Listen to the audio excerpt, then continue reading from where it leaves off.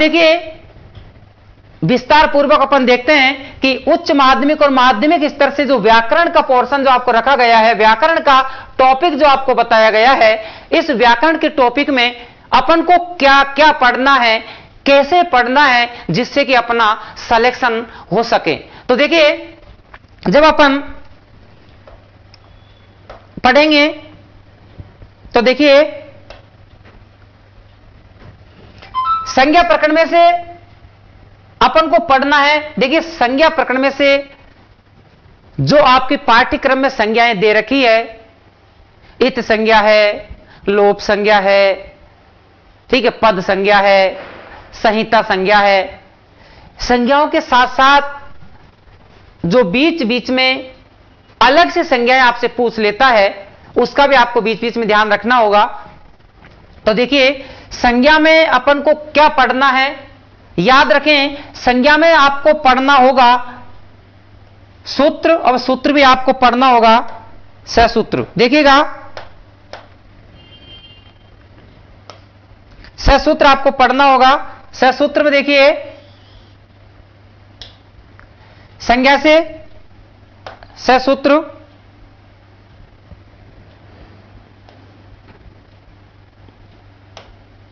देखिए इस संज्ञा में से जो आपके प्रश्न करेगा वो प्रश्न देखिएगा। देखिएगा संज्ञा प्रकरण में से आपको क्या पढ़ना है। याद रखें कि संज्ञा प्रकरण में आपको विशेष तौर पर सूत्रों का अध्ययन करना है। सूत्रों का अध्ययन प्रश्न किस प्रकार से पूछेगा, तो याद रखें कि संज्ञा प्रकरण से आपको जो प्रश्न करने हैं वो ससूत्र तैयार करने हैं। ससूत्र के साथ में आपको संज्ञा प्रकरण में से प्रश्न पढ़ने हैं। सूत्र पूछ लेगा इत संज्ञा करने वाला सूत्र कौन सा है, आपसे पूछेगा पद संज्ञा करने वाला सूत्र कौन सा है, आपसे पूछेगा संहिता संज्ञा करने वाला सूत्र कौन सा है। यह आपसे किसी भी प्रकार से प्रश्न पूछ सकता है कि संज्ञा प्रकरण में से वर्णों के बारे में पूछ सकता है कि किस वर्ण की किस सूत्र से संज्ञा कौन सी होगी, इस प्रकार से वो प्रश्न पूछेगा। तो आप याद रखें कि संज्ञा प्रकरण में से जो प्रश्न पूछेगा वो सूत्र सहित पूछेगा। तो आगे देखिएगा संधि प्रकरण में से जो प्रश्न करेगा, याद रखिए कि संधि प्रकरण में से जो प्रश्न पूछेंगे तो एक तो संधि विच्छेद देगा जिसका वो संधि करवाएगा, एक संधि दे देगा जिसका संधि विच्छेद करवाएगा, और एक प्रश्न पूछेगा पद दे देगा इसमें संधि का नाम क्या है, या संधि विच्छेद दे देगा कि इसमें संधि का नाम क्या है, और इसके साथ में ससूत्र आपसे पूछ सकता है। याद रखें कि संधि में से आपके एक दो प्रश्न ससूत्र सहित वो पूछता है, तो सूत्रों को आपको विशेष तौर पर पढ़ना होगा संधि के अंदर। तो इसमें भी याद रखें ससूत्र आपको पढ़ना है, ससूत्र सहित संधि का अध्ययन आपको करना है। आगे देखिएगा समास का जो टॉपिक आपके बीच में है, समास से प्रश्न किस प्रकार से पूछेगा। एक आपको मेरी तरफ से रियायत यह होगा कि आपके समास प्रकरण में से वो सूत्र नहीं पूछेगा। याद रखें समास का प्रकरण एक लंबा है और इसमें से जो प्रश्न पूछे जाते हैं वो देखिएगा समस्त पद देगा जिसका समास विग्रह अपन को करना आनी चाहिए, एक समास विग्रह दे देगा जिसका समस्त पद अपन को करना आनी चाहिए। पद कोई सा भी दे दे उसमें आपको यह देखना है समास को पहचानना अपन को आनी चाहिए, अपन समास के प्रश्न को गलत नहीं कर सकते हैं। तो याद रखें समास का प्रश्न जो पूछेगा वो तीन प्रकार से पूछ सकता है और पूछता आ रहा है। समस्त पद देगा जिसका अपन को समास विग्रह करना होगा, समास विग्रह देगा जिसका समस्त पद करना होगा, और एक आपको कोई सा भी समास विग्रह दे देगा या समस्त पद दे देगा जिसमें पूछेगा इसमें कौन सा समास है। इस प्रकार से प्रश्न आपसे समास से करेगा। याद रखें कि समास से सूत्र नहीं पूछते। तो याद रखें समास में से आपको प्रश्न याद करने सामान्य, जैसे मान के चलते हैं विग्रह या समस्त पद, समस्त पद और एक आपका विग्रह। इस प्रकार से प्रश्न आपसे पूछेगा।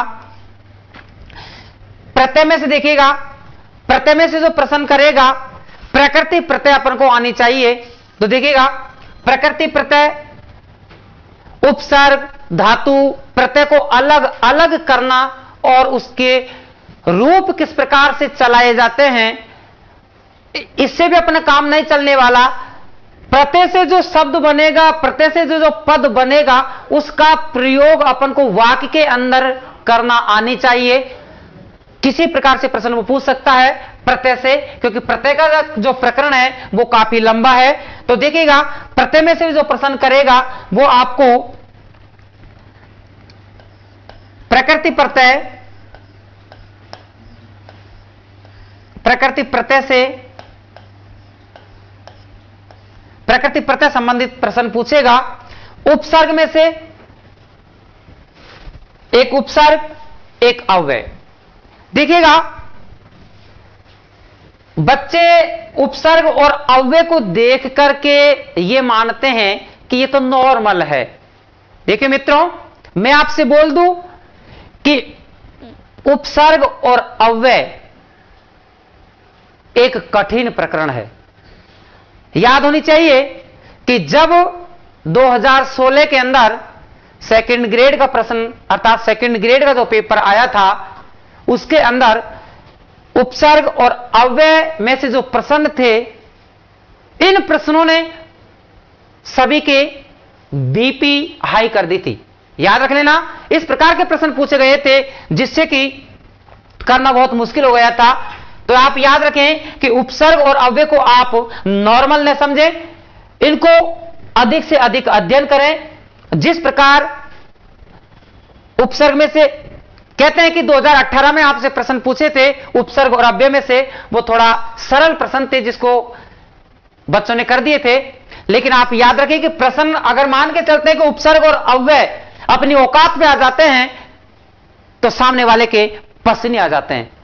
इस प्रकार के प्रश्न आप समझें, अर्थात उपसर्ग और अव्यय को आप सरल न समझें, यह अपने आप में बहुत कठिन प्रकरण है। तो देखिएगा उपसर्ग में से जो प्रश्न पूछेगा वो याद रखें कि उपसर्ग में से जैसे धातु के पहले लगने वाले जो शब्द या शब्दांश होते हैं वो उपसर्ग कहलाते हैं, और धातु या संज्ञा आदि शब्दों के पीछे लगने वाले जो शब्द या शब्दांश होते हैं उन्हें हम प्रत्यय कहते हैं। तो देखिएगा उपसर्ग में से अपन को पढ़ना है धातु और उपसर्ग के बीच में देखिएगा उपसर्ग और अव्यय। ये उपसर्ग प्लस और आपके ये धातु, धातु के पहले लगकर जो अर्थ में परिवर्तन कर देते हैं वे शब्द या शब्दांश उपसर्ग कहलाते हैं। आगे आइए अव्यय। अव्यय अविकारी शब्द होते हैं, अपने आप में स्वतंत्र होते हैं। अव्यय शब्द वे होते हैं जिनका अपन किसी भी प्रकार से कोई परिवर्तन नहीं कर सकते हैं, अपने आप में ये अविकारी शब्द कहलाते हैं। तो देखिए अव्यय में से भी प्रश्न जो पूछेंगे वो आपको उक्ति में से अव्यय पूछ सकता है, वाक्य दे देगा, वाक्य में अव्यय क्या आएगा, कौन सा आएगा। अव्यय याद रखें, अव्यय बहुत कठिन होते हैं, जटिल होते हैं। आप याद रखें जो आपके 10th 12th में जो किताबें चलती है, सुभाष सितानी के जो जितने भी पाठ है उन पाठों को आप अवश्य पढ़ें। अव्यय के जो प्रश्न है सुभाष सितानी की उक्तियों में से प्रश्न ज्यादातर पूछे जाते हैं। तो देखिएगा अव्यय आपको पढ़ने हैं सुभाष सितानी में से।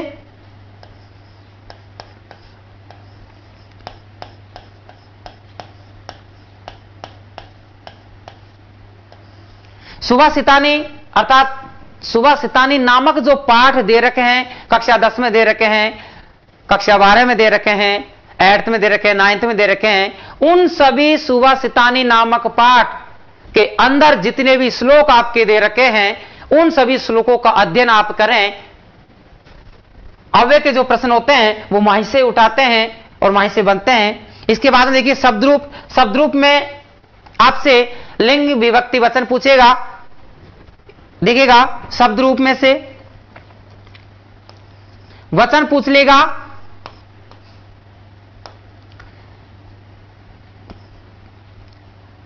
विभक्ति पूछ लेगा,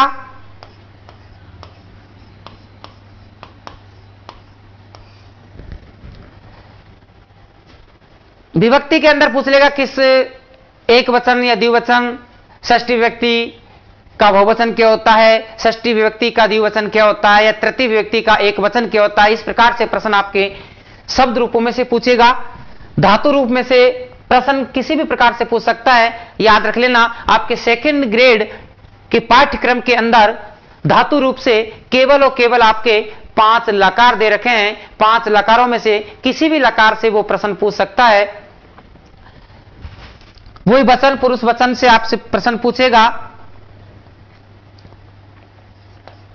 कोई से भी पुरुष में से आपसे प्रश्न पूछ सकता है, किसी भी प्रकार के वचन से आपसे प्रश्न पूछ सकता है।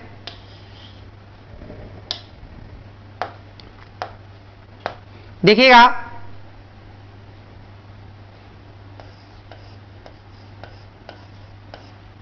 ये वचन। अब आपका लास्ट टॉपिक जो आता है व्याकरण के अंदर उच्च माध्यमिक और माध्यमिक स्तर पर, वो होगा आपका अशुद्धि संशोधन। अशुद्धि संशोधन के जो प्रश्न है, अब आप समझ चुके होंगे कि यदि अपन को संज्ञा प्रकरण से लेकर के धातु रूप तक अपन ने अध्ययन किया है तो निश्चित है कि अपन अशुद्धि संशोधन के प्रश्न कर सकते हैं। इन सभी का निचोड़ अशुद्धि संशोधन को बोल सकते हैं। तो इन सभी का अध्ययन अपन कर सकते हैं 5, अर्थात ये संज्ञा, संधि, समास, प्रत्यय, उपसर्ग, अव्यय, शब्दरूप, धातुरूप, इन सभी में से वो अशुद्धि संशोधन के प्रश्न करेगा। अपन को संज्ञा संबंधित अशुद्धि संशोधन पूछ सकता है, संधि से संबंधित अशुद्धि संशोधन पूछ सकता है, समास से संबंधित अशुद्धि संशोधन पूछ सकता है।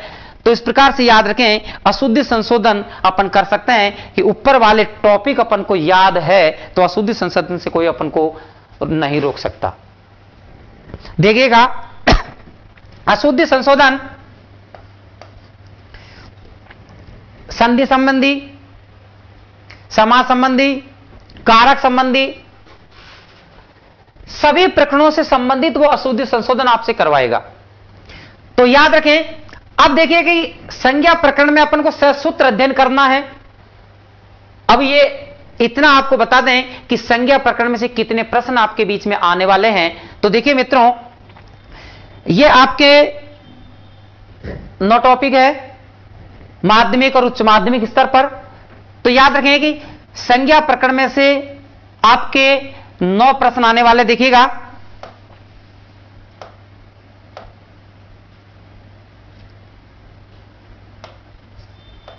देखिएगा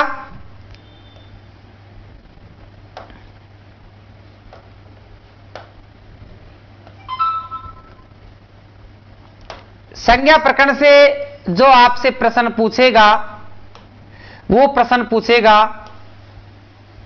9। देखिएगा मित्रों, इसमें से आपके प्रश्न 9 प्रश्न पूछेगा। इसी प्रकार संधि में से अगर प्रश्न पूछेगा तो इसमें से भी आपको 9 प्रश्न पूछेगा। समास से भी आपको 9 प्रश्न पूछेगा। प्रत्यय में से भी आपसे 9 प्रश्न पूछेगा। उपसर्ग में से भी आपको 9 प्रश्न, अव्यय से भी आपके 9 प्रश्न, और शब्द रूप और धातु रूप और अशुद्धि संशोधन इनमें से भी आपके 9 प्रश्न। तो देखिए मित्रों, उच्च माध्यमिक और माध्यमिक स्तर से जो प्रश्न पूछेंगे, तो देखिए आपके साथ में 9 टॉपिक है। तो नाम है 81, अर्थात इस उच्च माध्यमिक और माध्यमिक स्तर से जो प्रश्न आपके सामने रखेगा, 81 प्रश्न आपके बीच में रहेंगे। इसी व्याकरण का भाग आगे वाला जो होगा वो स्नातक स्तर का रहेगा। वो देखिए आपका स्नातक स्तर में से कारक प्रकरण से जो प्रश्न करेगा, याद रखें कि कारक प्रकरण से जो प्रश्न करेगा वो सहसूत्र आपको याद करने होंगे। याद रखें कि कारक प्रकरण व्याकरण का एक हृदय अपन कह सकते हैं। अगर कारक प्रकरण अपन को अच्छे प्रकार से, भली भांति प्रकार से अपन को ज्ञान है, तो याद रखें कि कारक प्रकरण आपको कितने अंक दिला सकता है, कितने प्रश्न आपके बीच में उपस्थित हो सकते हैं। तो देखिए कारक प्रकरण का जो टॉपिक भी आपको पढ़ना होगा वो भी आपको सहसूत्र सहित पढ़ना है। सहसूत्र सहित आपको इसको अध्ययन करना है, क्योंकि कारक प्रकरण में से सूत्र पूछेगा, वाक्य पूछेगा, विभक्ति पूछेगा। तो याद रखें अनुवाद प्रकरण देखिएगा कि कारक प्रकरण में से जो प्रश्न आएंगे वो आपके 9 प्रश्न रहेंगे। देखिए 9 प्रश्न स्नातक स्तर से, वो भी एक टॉपिक आपके बीच में रहेगा, वो है कारक प्रकरण। और कारक प्रकरण जब अपन को ज्ञान है, कारक प्रकरण का अध्ययन अपन ने किया है, तो याद रखें कि अनुवाद भी अपन कर सकते हैं। अनुवाद, अशुद्धि संशोधन और कारक के जो वाक्य होते हैं वो अपन कारक से रिलेटिव है। कारक का अपन को ज्ञान है तो अपन अनुवाद कर सकते हैं, अनुवाद के प्रश्न अपन हल कर सकते हैं, अशुद्धि संशोधन अपन कर सकते हैं। तो याद रखें कारक प्रकरण से सहसूत्र सहित आपको याद करना है। इसमें से भी आपके बीच में 9 प्रश्न आने वाले हैं। 9 प्रश्न इसके, अब कारक प्रकरण का अध्ययन करें तो अपन को कितने प्रश्न वो दिला सकता है फर्स्ट ग्रेड में। तो याद रखें कि फर्स्ट ग्रेड में जो प्रश्न होते हैं वो आपके कम से कम 24 प्रश्न अकेला कारक प्रकरण दिलाता है। तो याद रखें सेकंड ग्रेड में भी अगर अपन बात करें तो सेकंड ग्रेड में भी आपके जो प्रश्न दिलाएंगे वो देखिएगा, सेकंड ग्रेड में आपके अशुद्धि संशोधन के 9 प्रश्न, अशुद्धि संशोधन के 9 प्रश्न, और 9 प्रश्न के साथ में देखिएगा ये 9 प्रश्न अशुद्धि संशोधन के, 9 प्रश्न आपके कारक के। तो कहने का मतलब 18 या 17 प्रश्न आपको अकेला कारक प्रकरण दिलाएगा, और 18 प्रश्न का मतलब होता है 36 अंक। तो याद रख लेना 18 प्रश्न 36 अंक बहुत ज्यादा होते हैं। तो इस प्रकार से आपको ज्ञात हो गया होगा कि कारक प्रकरण को अपन को किस प्रकार से पढ़ना है। कारक प्रकरण को पढ़ने में जान झोंकनी है, क्योंकि कारक प्रकरण अपन को याद है तो याद रखें कि अपन समास कर सकते हैं, अशुद्धि संशोधन कर सकते हैं, अनुवाद कर सकते हैं, वाच्य परिवर्तन कर सकते हैं। वैसे वाच्य परिवर्तन आपके फर्स्ट ग्रेड में दे रखा है, सेकंड ग्रेड में वाच्य परिवर्तन का टॉपिक नहीं है। तो याद रखें कि कारक प्रकरण को पढ़ने से अपने सेकंड ग्रेड के पाठ्यक्रम में से जो प्रश्न आने वाले हैं वो प्रश्न होंगे आपके 18 प्रश्न, और 18 प्रश्न आपको याद होंगे कि 36 अंक के होंगे। तो इस प्रकार से याद रखिए कि कारक प्रकरण को सहसूत्र सहित अपन को अध्ययन करना है। अब देखिएगा जब अपन आगे बढ़ेंगे तो देखिए स्नातक स्तर और माध्यमिक उच्च माध्यमिक स्तर का व्याकरण का टॉपिक क्लियर हुआ। अब इसके बाद में देखिएगा आपका जो रहेगा वो साहित्य का। अब साहित्य का मैटर देखिएगा कि साहित्य में जो आपके सिलेबस में दे रखा है, आपके पाठ्यक्रम में दे रखा है, तो लौकिक साहित्य के अंदर आपको पढ़ना होगा महाकवि, गद्य कवि, नाट्य कवि और नीति कवि और अर्वाचीन कवि। तो देखिए मित्रों, महाकवि के अंदर से जो अपन पढ़ेंगे तो महाकवि तो से आदरणीय देखिएगा वाल्मीकि जी,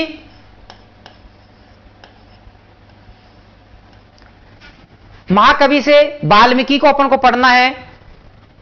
एक महान आत्मा जिसको आप बोल सकते हैं अश्वघोष,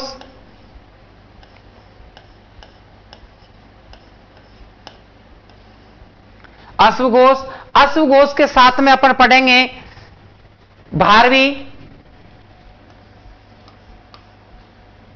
देखिएगा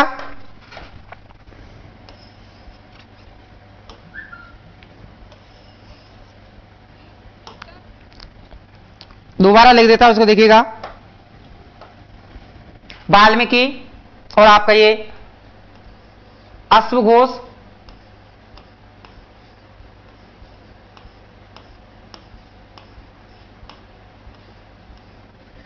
इसके बाद में आपके बीच में रहेगा भारवी,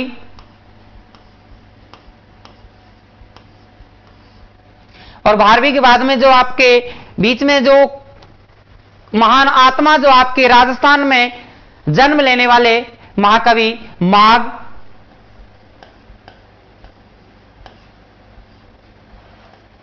और एक जो से आदरणीय अर्थात श्रीमान श्री हर्ष जी,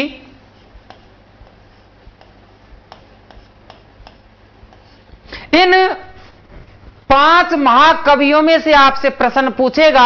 इनमें से जो प्रश्न पूछेगा वो कृतित्व और व्यक्तित्व के बारे में प्रश्न पूछेगा। कृतित्व और व्यक्तित्व के बारे में जो प्रश्न पूछेंगे वो वाल्मीकि, अश्वघोष, भारवी, माघ, श्रीहर्ष, इनमें से प्रश्न पूछेगा। तो याद रखें कि वाल्मीकि की जो रचना है, जैसे रामायण है, तो रामायण में से प्रश्न पूछेगा तो सबसे पहले अपन को कवि का परिचय अच्छी ढंग से पढ़ना होगा। परिचय के बाद में अपन को रचनाएं अच्छी ढंग से देखनी होगी, और रचनाएं के बाद में अपन देखेंगे तो अंदर से सूक्तियां अपन को पढ़नी होगी। तो याद रखिए क्या अपन को इसमें से पढ़ना है, कवि का परिचय, कवि की रचनाएं और कवि की उक्तियां। तो याद रखें कवि की रचनाएं के बारे में भी अपन को मोटा मोटा उनकी भूमिका देखनी होगी। तो इस प्रकार से आपके महाकवि से ये 5 कवि आने वाले। आप सोच रहे होंगे कि सर ने कालिदास ने बताया, तो कालिदास मैं आपको नाट्य कवि में बताऊंगा। तो देखिएगा अब आपके बीच में आने वाले हैं गद्य कवि। जो गद्य कवि है, गद्य कवियों से आपके देखिएगा ये गद्य कवि में आदरणीय जी दंडी साहब, और दंडी साहब जी की जो रचनाएं हैं प्यारी रचनाएं हैं। आदरणीय दंडी साहब, देखिएगा ये दंडी महोदय जी, दंडी महोदय को अपन को पढ़ना है गद्य कवि के अंदर। और गद्य कवि के बाद में अपन देखिएगा सुबंधु को भी अपन को पढ़ना है। सुबंधु के बाद में अपन को पढ़ना है, सुबंधु जो गद्य कवि है, इसके बाद में अपन को पढ़ना है अंबिका दत्त व्यास,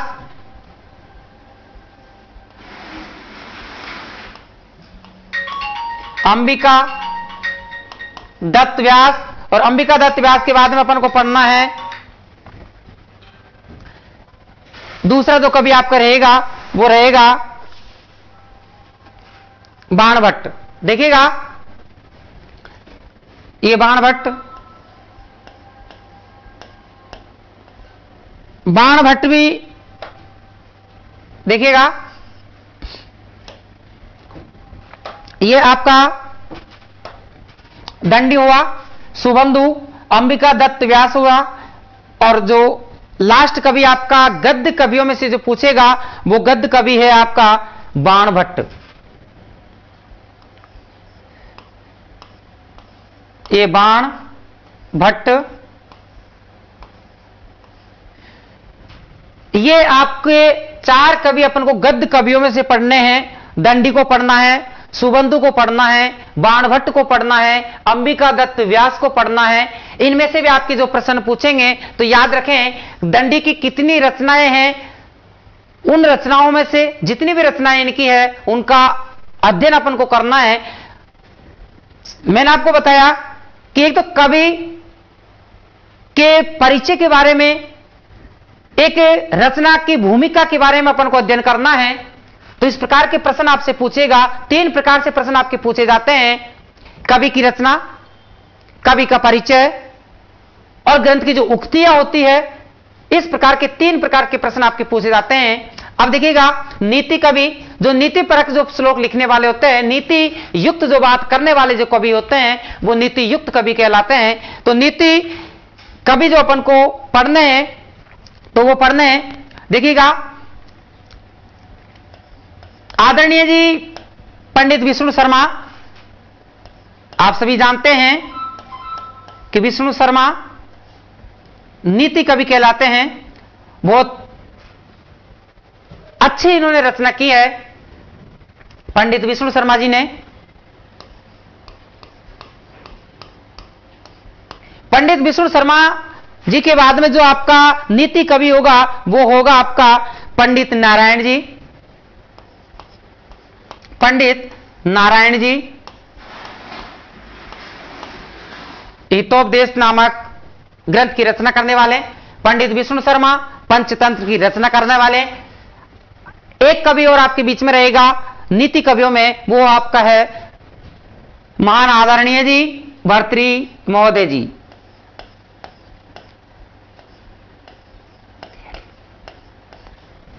देखिएगा कि भर्तृहरि जी कि जो नीतियुक्त जो ग्रंथ आपके बीच में रहेंगे उनमें से आपको अध्ययन करना है। तो पंडित विष्णु शर्मा, पंडित नारायण शर्मा और एक भर्तृहरि, ये आपके नीति कवि आपके पाठ्यक्रम में दे रखे हैं। इनमें से आपसे प्रश्न पूछने वाले हैं, तो याद रखें इनकी रचना की भूमिका के बारे में अपन को अध्ययन करना है। कवियों के परिचय के बारे में अपन को अध्ययन करना है। इनकी रचनाओं में से जो उक्ति है उन उक्तियों के बारे में अपन को अध्ययन करना है। अब आपके सामने आते हैं अर्वाचीन कवि। अर्वाचीन कवियों में से भी आपके देखिएगा अर्वाचीन कवि, मैं इधर बता देता हूं। अर्वाचीन कवि कलानाथ शास्त्री जी को आपको पढ़ना है। कलानाथ शास्त्री जी, कलानाथ शास्त्री जी को आपको पढ़ना है।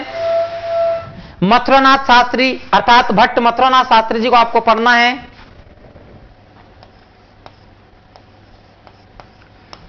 मथुरानाथ शास्त्री जी को आपको पढ़ना है। इसके बाद में जो आपका अर्वाचीन कवि रहेंगे वो रहेंगे पद्म शास्त्री जी। पद्म शास्त्री जी के बारे में भी आपको अध्ययन करना है। पद्म शास्त्री,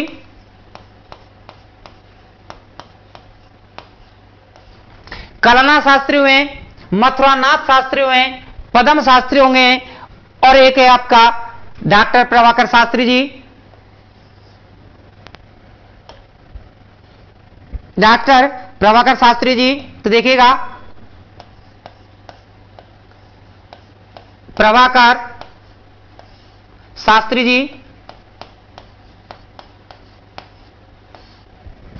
कलानाथ शास्त्री जी, मथुरानाथ शास्त्री जी, पद्म शास्त्री जी, प्रभाकर शास्त्री जी और आपके एक पंडित सूर्य नारायण शास्त्री जी। सूर्य नारायण शास्त्री जी।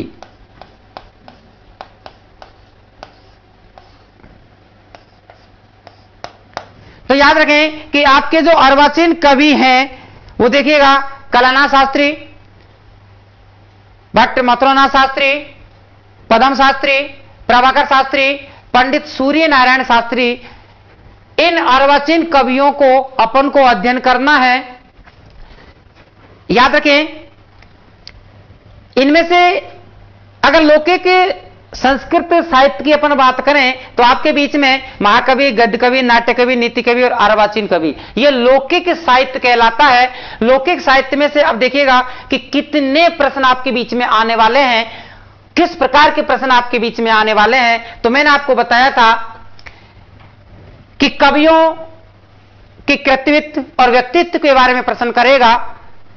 तो देखिएगा महाकवि, गद्य कवि, नाट्य कवि, नीति कवि, इनमें से आपके जो प्रश्न पूछने वाला है तो याद रखें इनमें से आपके प्रश्न पूछेगा 7 प्रश्न और 7 प्रश्न के बाद में जो अर्वाचीन कवि है 2 प्रश्न इसमें से पूछेगा।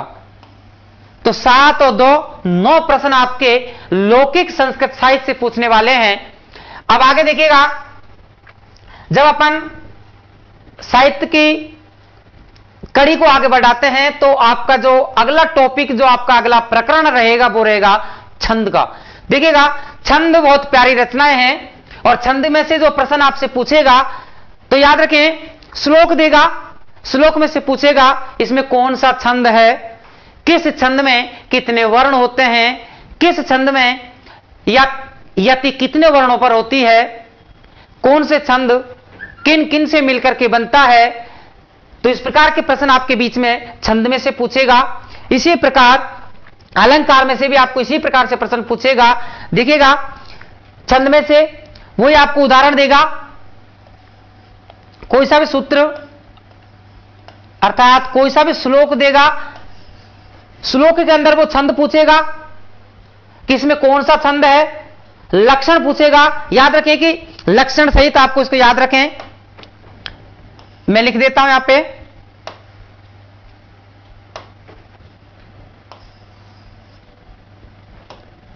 देखिएगा, ये छंद में से आपके लक्षण और उदाहरण, किसी भी श्लोक में वो छंद पूछ सकता है, किसी भी छंद का वो लक्षण पूछ सकता है। दो प्रकार के प्रश्न तो आपके बीच में ये करेगा। इसके बाद में वो करेगा कि किस प्रकार के, जैसे कौन से छंद में कितने वर्णों पर यति होती है। इस 3 प्रकार के 4 प्रकार के प्रश्न आपके बीच में छंद में से पूछेगा। इसी प्रकार याद रखें, अलंकार में से भी आपको क्या पढ़ना है, अलंकार में भी देखिएगा, अलंकार में भी आपके बीच में लक्षण पूछेगा। आपसे किसी भी प्रकार का श्लोक देगा, उसमें आपसे अलंकार पूछेगा, इसमें कौन सा अलंकार है, इस प्रकार से प्रश्न आपके बीच में करेगा। याद रखें मित्रों, अलंकार पढ़ने से बच्चे बड़े परेशान रहते हैं, लेकिन याद रखें, मैं आपको विश्वास दिलाता हूं कि जब अपन क्लास स्टार्ट करेंगे छंदों की अर्थात अलंकारों की, तो आप खुद पढ़कर के कह सकते हैं कि बाकी छंद तो अर्थात अलंकार तो आपके बिल्कुल सरल है। तो याद रखें कि अलंकार की जब अपन क्लास लेंगे तो आपको बड़े मजे आने वाले हैं, लेकिन आपको ऊर्जा के साथ मेरे साथ रहना होगा। अधिकतम ऊर्जा के साथ मैं आपके बीच में उपस्थित रहूंगा, लेकिन आपको बने रहना होगा AMG कोचिंग क्लासेस पर। देखिएगा, जितनी भी वीडियो अपने पास में बनेगी ऑनलाइन क्लास के बीच में मैं आपके बीच में रहूंगा। जिस प्रकार पहला टॉपिक आपका समाप्त होगा, उस टॉपिक के अंदर से मैं आपके बीच में टेस्ट पेपर लेकर आऊंगा। टेस्ट पेपर में महत्वपूर्ण प्रश्नों को आपके बीच में रखूंगा, जिससे कि अपन को एक एक टॉपिक से, एक एक प्रकरण से अपन को टेस्ट के पेपर लेने हैं। आपके बीच में मैं लाइव भी आऊंगा, आपके प्रत्येक टॉपिक से मैं आपके महत्वपूर्ण प्रश्नों को मैं सोल्व करवाऊंगा। इस प्रकार से अपन पढ़ेंगे कि जिस टॉपिक को अपन पढ़ रहे हैं तो एग्जामिनर अर्थात जो पेपर में प्रश्न देने वाले हैं वो कहां से देगा, वो अपन उसकी गुंजाइश छोड़ेंगे ही नहीं। तो याद रखें, जो पेपर सेटर वाले होते हैं वो भी जितने अपन कुआं खोदते हैं उससे ज्यादा कुआं वो खोदते हैं। तो याद रखें मित्रों, अपन को गहराई से अपन को पढ़ना है, एक एक प्रकरण को, एक एक चैप्टर को बड़ी बारीकी से अपन अध्ययन करेंगे और अपन उसमें क्वेश्चन मार्क नहीं छोड़ेंगे कि प्रश्न ये कहां से आ गया। किसी भी जब अपन क्लास लेंगे, एक क्लास पढ़ने के बाद में, एक प्रकरण पढ़ने के बाद में, आपको मैं विश्वास दिलाता हूं कि अन्य किसी सामग्री को पढ़ने की जरूरत नहीं है, लेकिन आपको मेरे साथ अधिकतम ऊर्जा के साथ लगे रहना है। तो देखिए, अलंकार में से भी आपके प्रश्न करेगा, लक्षण पूछेगा, उदाहरण पूछेगा, कोई सा भी आपके बीच में श्लोक देगा, श्लोक में से वो पूछेगा इसमें कौन सा अलंकार है। तो याद रखें, लक्षण भी आपको इसको पढ़ना होगा और लक्षण के साथ में आपको उदाहरण भी आपको पढ़ने होंगे। आगे देखिएगा, इसका आगे का जो भाग रहेगा आपका वो रहेगा गीता का। याद रखें मित्रों, गीता में केवल और केवल आपको जो पढ़ना होगा वो केवल और केवल द्वितीय अध्याय आपको अध्ययन करना है। और गीता में और ईशावास्योपनिषद में याद रखें मित्रों, आपके ईशावास्योपनिषद में से, अर्थात ईशोपनिषद में से एक उक्ति आई थी। उस उक्ति ने पढ़ने और पढ़ाने वालों के पसीने अना दिए। तो याद रख लें मित्रों, ईशोपनिषद में से भी अपन को 16-17 जो मंत्र दे रखे हैं, उन मंत्रों को अध्ययन करना है। उन मंत्रों में से आपकी उक्ति पूछेगा तो याद रखें कि ईशावास्योपनिषद और गीता में से जो प्रश्न पूछेगा, इन दोनों में से जो प्रश्न पूछेगा वो आपसे प्रश्न पूछेगा चार प्रश्न गीता और ईशावास्योपनिषद में से। याद रखें कि गीता में से 2 प्रश्न और ईशावास्योपनिषद अर्थात ईशोपनिषद में से भी आपके 2 प्रश्न पूछेगा। इसी के साथ आइए भारतीय संस्कृति पर। भारतीय संस्कृति से जो प्रश्न पूछेगा तो याद रखें मित्रों, भारतीय संस्कृति में से जो प्रश्न वर्ण व्यवस्था, देखिएगा मैं लिख देता हूं आपके सामने। वर्ण में से प्रश्न पूछेगा, ब्राह्मण, क्षत्रिय, शूद्र, वैश्य आदि इनमें से प्रश्न पूछेगा। आश्रमों में से आपसे प्रश्न पूछेगा, आश्रम भी आपको पढ़ने हैं, चारों आश्रम अपन को अध्ययन करने हैं। विस्तार से अपन अध्ययनों को पढ़ेंगे। आश्रमों के बाद में अपन पढ़ेंगे संस्कार, और संस्कार में से पूरे 16 संस्कार अपन पढ़ेंगे। 16 संस्कार में से आपके प्रश्न करेगा, और संस्कार, आश्रम, वर्ण और इनके साथ में यज्ञों के बारे में भी अपन अध्ययन करेंगे। याद रख लेना, यज्ञ जिसको अपन पंच महायज्ञ, और यज्ञ के साथ साथ में मित्रों याद रख लेना, इसमें आपके पाठ्यक्रम में नहीं दे रखा कि विवाह के बारे में, लेकिन मित्रों जब अपन भारतीय संस्कृति में वर्ण पढ़ेंगे, आश्रम पढ़ेंगे, संस्कार पढ़ेंगे, यज्ञ पढ़ेंगे, तो याद रखें मित्रों, पेपर में कहीं न कहीं आपसे 1 या 2 प्रश्न भी विवाह में से जरूर पूछेगा।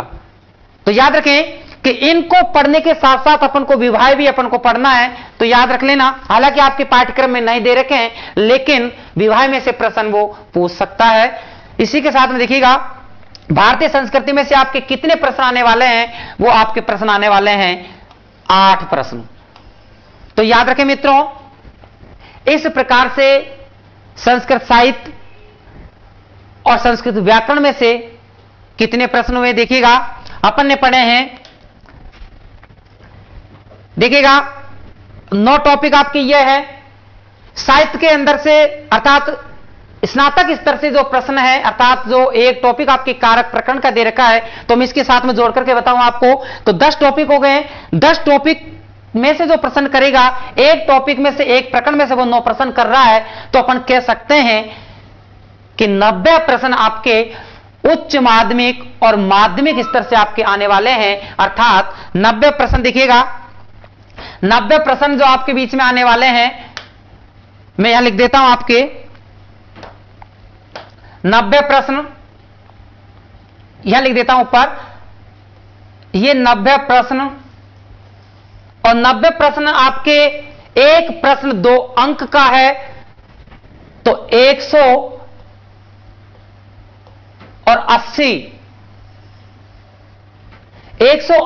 अंक के जो आपके प्रश्न पूछेगा, वो आपके उच्च माध्यमिक और माध्यमिक स्तर से पूछेगा।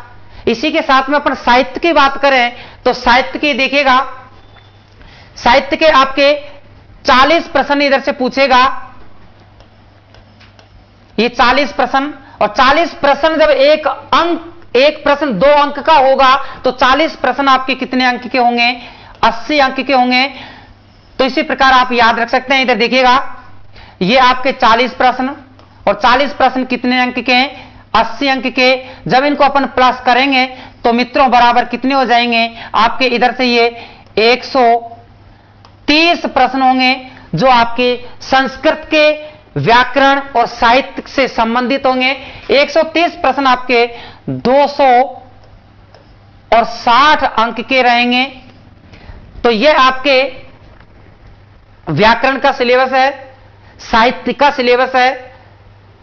देखिएगा, व्याकरण में से कभी कभार हो सकता है, ऊपर नीचे वो कर सकता है कि व्याकरण में से जो 90 प्रश्न पूछेगा, तो हो सकता है वो 80 पूछ ले, हो सकता है वो ज्यादा पूछ ले। तो मित्रों याद रखें, ये आप याद रखें कि ऊपर नीचे कभी कभार हो जाता है, लेकिन 16 और 18 कि जो परीक्षा आपकी हुई थी उसमें सिलेबस के अकॉर्डिंग उन्होंने पेपर दिया था।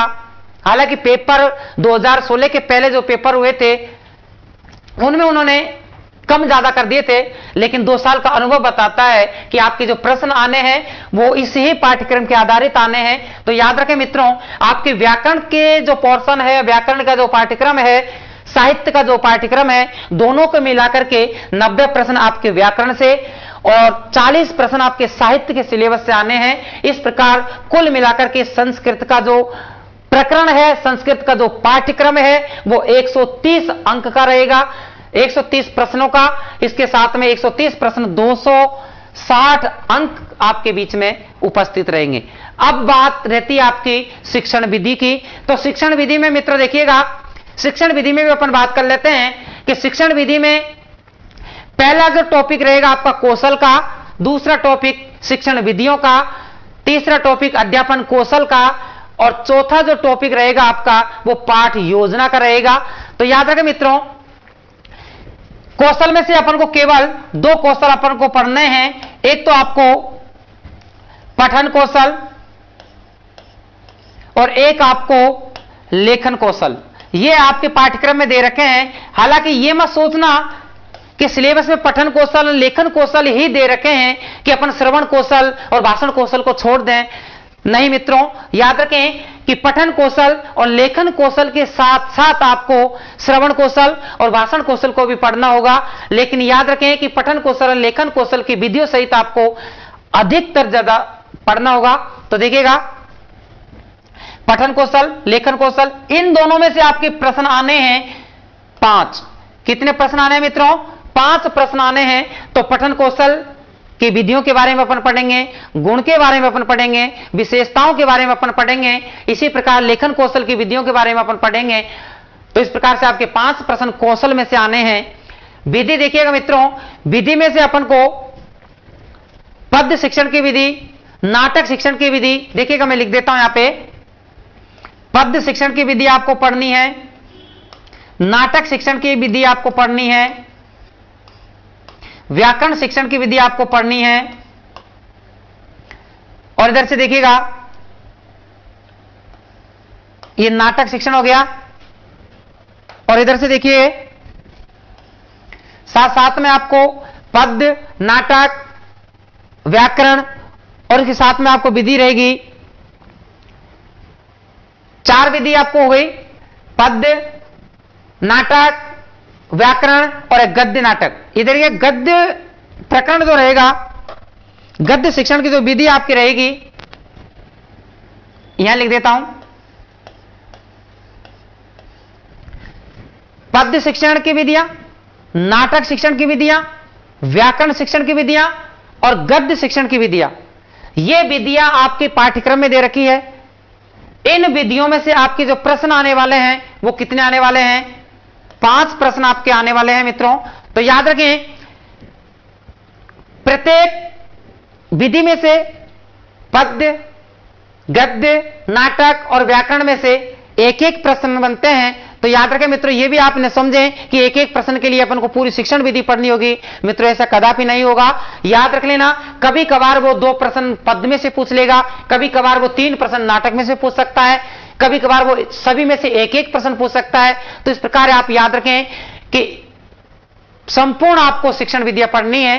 पद्य शिक्षण की संपूर्ण विधियां पढ़नी है, नाटक शिक्षण की संपूर्ण विधियां पढ़नी है, व्याकरण शिक्षण की संपूर्ण विधियां पढ़नी है और गद्य शिक्षण की भी आपको संपूर्ण विधियां आपको पढ़नी है। तो याद रखें मित्रों, इसी के साथ में अध्यापन कौशल जो आपके रहेंगे, अध्यापन कौशल में से भी आपके जो प्रश्न पूछेगा, प्रस्तावना प्रश्न पूछेगा, अन्वेषण प्रधान प्रश्न पूछेगा, श्यामपट्ट प्रश्न कौशल पूछेगा, प्रश्नोत्तर कौशल पूछेगा और इसके साथ में जो प्रभाव कौशल है उसके भी प्रश्न आपसे बीच में करेगा। तो इस प्रकार से याद रखें, अध्यापन कौशल में से भी आपके 5 प्रश्न आने वाले हैं। तो 5 प्रश्न अध्यापन कौशल में से, इसी के साथ आपकी पाठ योजना में से भी 5 प्रश्न आपके बीच में पूछेगा। तो इस प्रकार से आप याद रखें, पाठ योजना में भी याद रखें, पाठ योजना भी अपन विस्तार पूर्वक पढ़ेंगे कि किस प्रकार के पाठ में, अर्थात लेसन अपन जब बनाते हैं तो पाठ योजना में कितने सोपान होते हैं, कितने इसमें भाग होते हैं। तो याद रखें, पाठ योजना भी अपन पढ़ेंगे, पद्य शिक्षण की पाठ योजना, नाटक शिक्षण की पाठ योजना, गद्य शिक्षण की पाठ योजना, व्याकरण शिक्षण की पाठ योजना, और एक इसमें और पढ़ेंगे अपन अनुवाद शिक्षण की पाठ योजना। इस प्रकार से पाठ योजना में से भी अपन 5 पाठ योजनाओं का अध्ययन अपन करेंगे, 5 शिक्षण की पाठ योजनाओं का अध्ययन अपन करेंगे। तो पाठ योजना में से भी आपके प्रश्न आने हैं 5। तो याद रखें, जब आपके 4 प्रकरण दे रखे हैं, 4 टॉपिक दे रखे हैं, तो 4 टॉपिक 5 चौक 20, यानी 20 प्रश्न आपके शिक्षण विधियों में से आने हैं, और 20 प्रश्न 40 अंक के आपके बीच में रहेंगे। तो इस प्रकार से याद रखें मित्रों, इधर 130 प्रश्न और इधर आपका 130 प्लस 20। देखिएगा, 130 प्रश्न आपके संस्कृत शिक्षण और 20 प्रश्न आपके शिक्षण विधियों के। तो इस प्रकार से कुल मिलाकर के आपके बीच में 150 प्रश्न आएंगे, और 150 प्रश्न जो रहेंगे वो आपके कितने के रहेंगे? 300 अंक के रहेंगे। तो मित्रों, जो लड़ाई अपन को लड़नी है वो 150 प्रश्नों पर लड़ाई लड़नी है। और याद रख लेना मित्रों, ये नहीं कि आप किस प्रकार से जब आप लिखेंगे, तो देखिएगा, जब 300 प्रश्नों का ये रहेगा, तो देखिएगा 150 प्रश्न यहां लिख देता हूं मैं। ये 150 प्रश्न आपके 300 नंबर के हैं। इधर से आप समझ गए होंगे,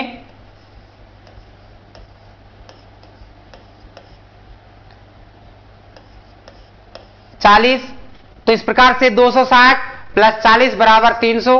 तो याद रख लेना मित्रों, इन 300 अंकों की लड़ाई अपन लड़ेंगे, अर्थात इस 300 नंबर पाने के लिए अपन को रण क्षेत्र में कूदना है। तो रण क्षेत्र में किस प्रकार के दाव पेच अपन लगाएंगे, किस प्रकार के अस्त्र शस्त्रों का प्रयोग अपन करेंगे, याद रखें कि सामने वाला किस प्रकार से अपन को पराजित कर सकें, किस प्रकार अपन अध्ययन करें, किस प्रकार अपन इस पाठ्यक्रम को आधार बनाकर के प्रश्नों को हल करें, किस प्रकार के नोट्स अपन पढ़ें, किस प्रकार के सिलेबस को अपन तैयार करें कि सामने वाले शत्रु को, सामने वाले व्यक्ति को किस प्रकार अपन पराजित कर सकें। तो मित्रों याद रखें, इन सेकंड ग्रेड वरिष्ठ अध्यापक सेकंड ग्रेड भर्ती परीक्षा में इस माहौल में अपन को सीट निकालनी होगी, और सीट निकालने के लिए अपन को आत्मविश्वास रखना होगा। आत्मविश्वास अगर आप में होगा तो निश्चित आप सफलता के तौर पर जाएंगे। तो याद रखें मित्रों, इसके बाद अपन जो अगली क्लास लेंगे, पहली क्लास जो अपन लेंगे, पहली क्लास 0 लेवल से आपके बीच में उपस्थित रहूंगा।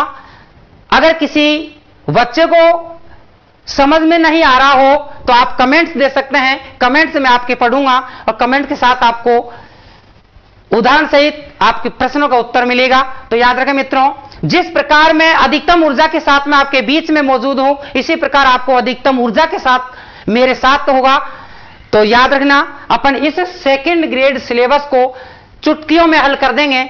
मित्रों, संस्कृत का सिलेबस इतना कठिन नहीं है, पढ़ना और पढ़ना बहुत आसान है।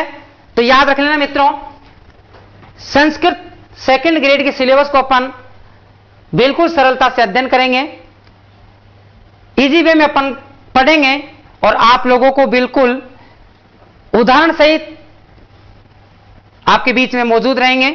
तो याद रखें मित्रों, संस्कृत सेकंड ग्रेड का सिलेबस आपके बीच में यह था।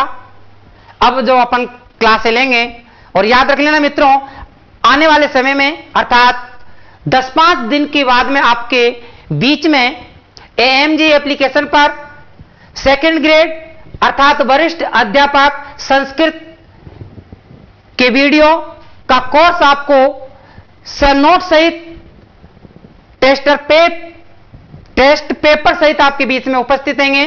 तो याद रखें, एक एक वीडियो ध्यानपूर्वक पढ़ना, विशेष तौर पर पढ़ना। इसी के साथ अपन अगली कक्षा में मिलते हैं। याद रख लेना। जय हिंद, जय भारत।